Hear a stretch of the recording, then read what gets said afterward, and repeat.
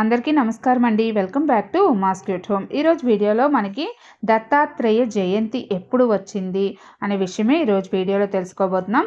హిందూ పురాణాల ప్రకారం శ్రీ మహావిష్ణువు అవతారంలో దత్తావతారం అనేది 6వ అవతారంగా చెప్తారు. అయితే తెలుగు పంచాంగం ప్రకారం ప్రతి ఏటా మార్గశిర మాసంలో పౌర్ణమి వేళ వచ్చే శ్రీ దత్తాత్రేయ జయంతిని మనం జరుపుకుంటాం.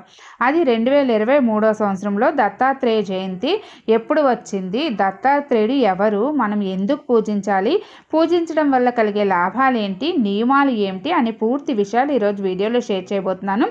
అయితే పూజా విధానాన్ని మాత్రం నేను నెక్స్ట్ వీడియోలో అనేది షేర్ చేస్తాను. సరే, లేట్ చేయకుండా వీడియోలోకి వెళ్ళిపోదాం. మొదటిసారి ఎవరైతే మన ఛానల్ చూస్తున్నారో దయచేసి సబ్స్క్రైబ్ చేసుకోండి. నేను ఇప్పుడు చూపిస్తున్నాను కదా స్క్రీన్ షాటు, చాలా తక్కువ మంది సబ్స్క్రైబ్ చేసుకొని మన వీడియోస్ చూస్తున్నారండి. సబ్స్క్రైబ్ చేయకుండా చూసేవాళ్ళే చాలా ఎక్కువ మంది ఉన్నారు. దయచేసి నా యొక్క కొంచెం రిక్వెస్ట్ అనేది గమనిస్తారని మర్చిపోకుండా సబ్స్క్రైబ్ చేసుకుంటారని అనుకుంటున్నాను. ఎందుకంటే మీరు సబ్స్క్రైబ్ చేసుకొని మన వీడియోని ఒక లైక్ చేస్తే ఈ మంచి మంచి వీడియోస్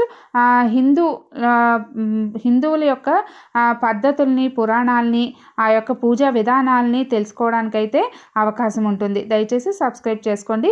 సరే, లేట్ చేయకుండా వీడియోలోకి వెళ్ళిపోదాం. పురాణాల ప్రకారం బ్రహ్మ, విష్ణు, మహేశ్వరులైన త్రిమూర్తుల స్వరూపమే దత్తాత్రేయ స్వామివారు.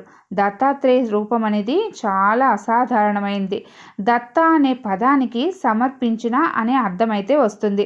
అయితే ఈ దత్తాత్రేయ జయంతి మనకి 2023లో ఎప్పుడు వచ్చిందంటే 26/12/2023 మంగళవారం పౌర్ణమి తిథి మనకి ఉదయం 5:46 ప్రారంభమై 27/12/2023 బుధవారం ఉదయం 6:02 వరకు ఉంది. అందుకని ఈ పూజని మనం మంగళవారం రోజు మాత్రమే మనం ఈ పూజ అనేది చేసుకోవాలి. అయితే ఎందుకు పూజించాలంటే దత్తాత్రేయుడిని పూజించడం వల్ల మనకున్న సకల దోషాలన్నీ తొలగిపోయి కోరికలు నెరవేరుతాయని చెప్తున్నారు. అలాగే సంతానం కోసం ఎవరైతే ఎదురు చూస్తున్నారో వారికి దత్తాత్రేయుడిని ఆరాధించడం వల్ల వాళ్ళకి అతి త్వరలో సంతాన ప్రాప్తి అనేది కలుగుతుంది. అలాగే దత్తాత్రేయుడిని పూజించిన వారికి జీవితంలో సుఖ సంతోషాలు లభిస్తాయని, వారికి ఉన్న సకల సమస్యలకు ఒక మంచి పరిష్కార మార్గం అయితే దొరుకుతుందని చెప్తున్నారు. అలాగే చాలా సంవత్సరాల నుంచి పెండింగ్ పనులు ఏమైనా ఉంటే దత్తాత్రేయ స్వామి వారిని పూజించడం వల్ల మనకు ఆ పనులన్నీ కూడా అతి త్వరలో పూర్తయిపోతాయి. ఇక దత్తాత్రేయుడట ఈ మార్గశిర పౌర్ణమి వేళ గంగా స్నానం చేయడానికి భూలోకానికి వస్తాడని నమ్ముతారు. అందుకే ఈ పవిత్రమైన రోజున గంగమ్మ తీరాన దత్త పాదుకలను కూడా పూజిస్తారు. ఈరోజు దత్తాత్రేయుని గురువుగా పూజించడం వల్ల విశేష ఫలితాలు అయితే మనకు కలుగుతాయి. ఇక పూజ ఎలా చేయాలంటే మార్గశిర పౌర్ణమి రోజు తెల్లవారుజామునే నిద్రలేచి స్నానం చేసి చక్కగా ఉతికిన బట్టలను ధరించి పూజ గదినంతా శుభ్రం చేసుకొని ఉపవాసం ఉండేవాళ్ళు తప్పకుండా ఉపవాస దీక్షను అప్పటి నుంచి ప్రారంభించాలి, పూజ చేసుకోవాలి. ఆ పూజా విధానం నేను నెక్స్ట్ వీడియోలో షేర్ చేస్తాను. ఏ నైవేద్యం పెట్టాలి, ఎలా పూజించాలి అని చెప్పి. ఇక స్వామివారికి పసుపు పువ్వులు, పసుపు వస్తువులను ఆ రోజు సమర్పించాలి.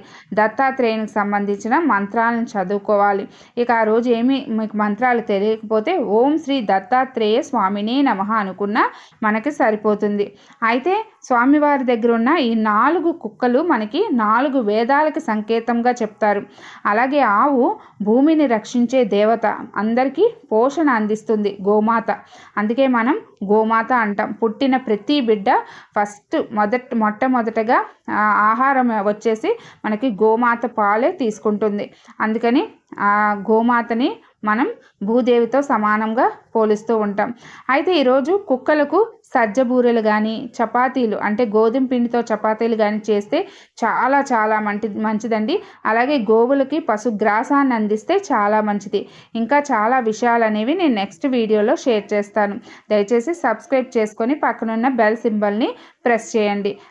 ఈ వీడియో కనుక మీకు నచ్చినట్లయితే ప్లీజ్ లైక్ చేయండి, అలాగే షేర్ చేయండి, సబ్స్క్రైబ్ చేసుకోండి. మళ్ళీ ఇంకొక మంచి వీడియోతో అయితే మీ ముందుకు వస్తాను.